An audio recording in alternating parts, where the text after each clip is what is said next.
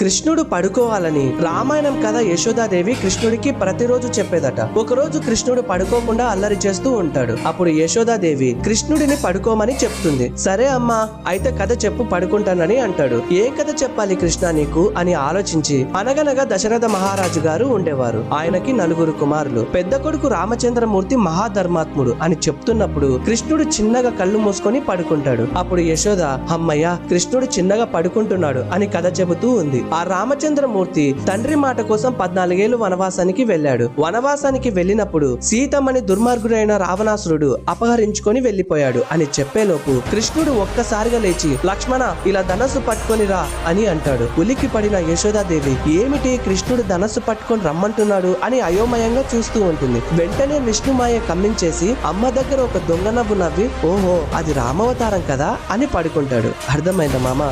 Bye.